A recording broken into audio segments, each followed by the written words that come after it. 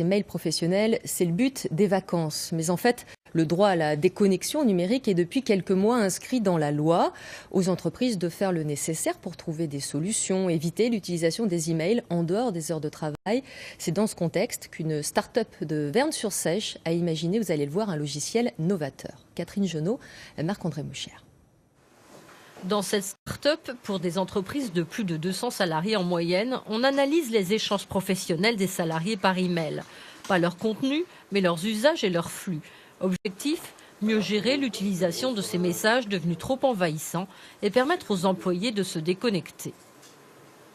Depuis une dizaine d'années, les moyens de communication d'envoi de mail ont évolué, dû à l'origine du vieux PC qui restait au bureau, jusqu'à maintenant les mobiles, les tablettes, les webmails, ce qui fait que les collaborateurs, avant, n'avaient pas ce problème de déconnexion, mais maintenant l'ont, parce qu'ils ont à disposition tout le temps, 24 heures sur 24, un moyen de communication pour lire leurs emails.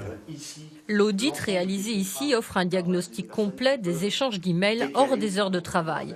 Il s'agit entre autres de modifier certains comportements de dépendance. On va avoir des dépassements horaires, mais les gens qui vont travailler le week-end, on voit que la R&D a travaillé tous les jours du mois de décembre, et aussi combien de fois dans le mois ils ont dépassé leur amplitude horaire.